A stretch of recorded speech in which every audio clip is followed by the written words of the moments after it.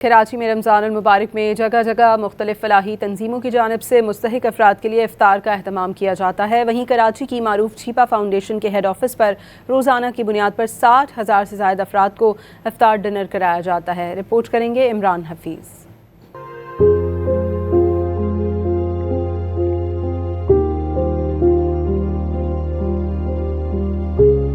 ملک کے کسی بھی حصے میں زلزلہ آیا ہو یا سیلاب، کراچی والے فلاحی سرگرمیوں میں سب سے آگے ہوتے ہیں۔ رمضان المبارک میں جگہ جگہ مستحق افراد کے لیے افطار کا اہتمام کیا جاتا ہے۔ اسی شہر میں مستحق افراد کے افطار ڈنر کا سب سے بڑا انتظام چھیپا فاؤنڈیشن کے ہیڈ آفس پر کیا جاتا ہے۔ مستحق افراد کا کہنا ہے کہ گھرانے کے ساتھ عزت و احترام سے افطار ڈنر کرتے ہیں۔ نہیں ہمیں کوئی پریشانی بھی نہیں ہے، الحمدللہ ہم اپنے ٹائم پہ یہاں پہ آتے ہیں اور الحمدللہ اچھی افطاری ہم لوگوں کو دیتے ہیں۔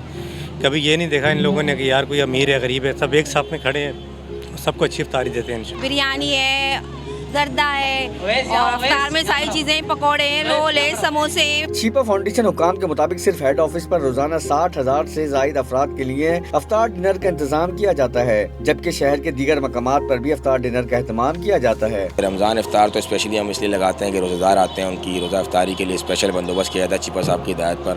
اس سال ہم نے پورے پاکستان میں 1 لاکھ افراد کی سیر و افطار کا بندوبست کیا ہے۔ آپ دیکھ سکتے ہیں چھیپا ہیڈ آفس پہ بڑی تعداد پہ لوگوں کی فیملیز کی آتی ہے، روزہ افطار کرنے کی عزت و احترام کے ساتھ ٹیبلوں میں بٹھا کے افطار کرایا جاتا ہے۔ اس موقع پر چھیپا فاؤنڈیشن کی جانب سے بچوں میں تحائف بھی تقسیم کیے گئے۔